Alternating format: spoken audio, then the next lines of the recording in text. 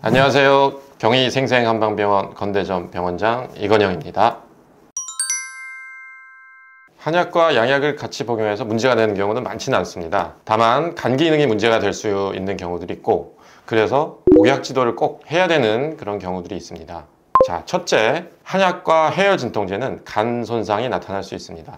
타이레놀 같은 아세트아미노펜 성분의 해열 진통제는 복용을 주의할 필요가 있는데요. 평소에 이런 약을 장기간 복용한 분들은 한약을 복용할 때 주의할 필요가 있습니다. 그러나 입원을 해서 혈액 검사를 실제 해보면 간 수치가 상승하는 경우는 많지가 않고, 오히려 해열 진통제와 음주가 더 문제가 되는 경우들이 많습니다. 진료를 하다 보면 간이 안 좋아서 한약 복용이 부담된다, 이런 분들이 계신데, 한약 복용 이전과 그 이후를 혈액 검사를 해보고 경과를 쭉 관찰을 해보면 간 수치에는 큰 변화가 없는 것을 확인할 수 있습니다.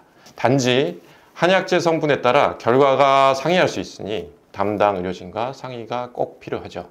반대로 간 수치를 감소시키는 그런 한약들도 있으니 참고해 주시면 좋겠고요. 두 번째로는 항생제와 한약을 같이 복용하는 경우입니다. 항생제는 인체 내에 균을 죽이는 약물이죠. 몸에 유해한 균만 죽이면 좋은데, 실제로는 유익한 균도 죽여서 항생제 복용 후에는 면역력이 저하되거나 위장 기능이 악화돼서 이로 인해서 한약 복용 후에 대변의 양상이 달라지는 경우가 간혹 있습니다. 설사 그리고 복통이 있을 수가 있죠. 그래서 항생제 복용 중에는 1시간 정도 시간 텀을 두고 한약을 복용하는 게 좋고요. 한약 처방을 받기 전에 미리 항생제 복용 여부를 말씀해 주시는 게 좋겠습니다. 그리고 세 번째, 만성질환 양약을 복용할 때도 주의할 필요가 있습니다.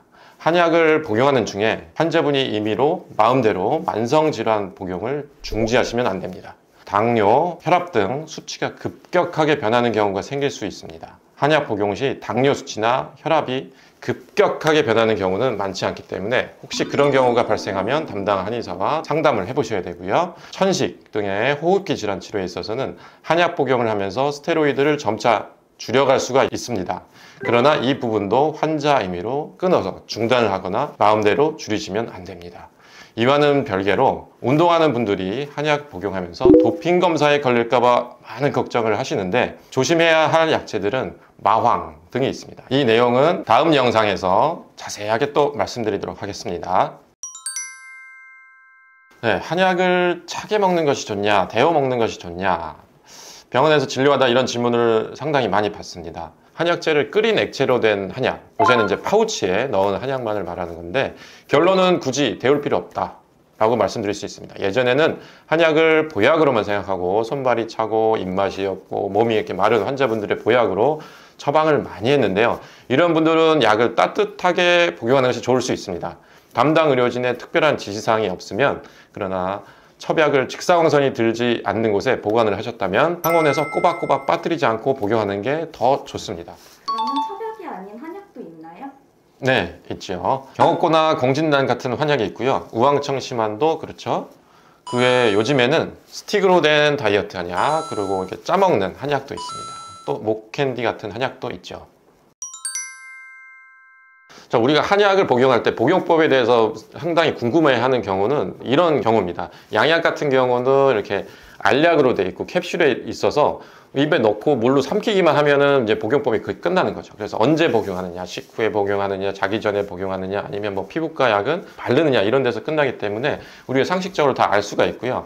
한약을 복용할 때 이제 물로 마시기 때문에 차갑냐, 뜨겁냐, 그리고 주의해야 될 음식들 중에 중요한 게 소화에 장애가 되는 음식들이 문제가 되는 겁니다. 그래서 겨울에 또 몸이 찬 분들이 만약에 차가운 한약을 복용하게 되면 소화가 잘 안 되겠죠. 그런 부분만 유의념을 하셔서 복용하시면 되고요. 그래서 지나치게 차가운 이 물이잖아요, 용액이잖아요. 한약 물을 복용하시는 게 문제가 되기 때문에 그런 점만 주의를 하시면 됩니다.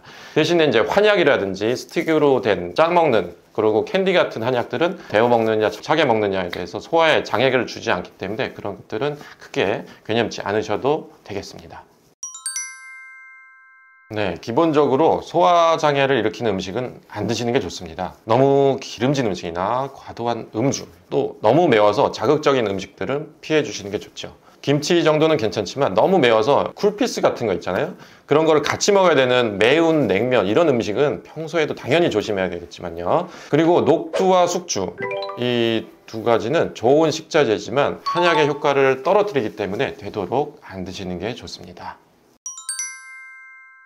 동의보감에서는 병이 흉격, 여기 가슴 부위죠. 이 이상에 있으면 식후에 한약을 복약해라 이렇게 되어 있고요. 그리고 신복, 복부죠. 복부 이 이하에 있으면 식전에 한약을 복약해라 이렇게 되어 있습니다.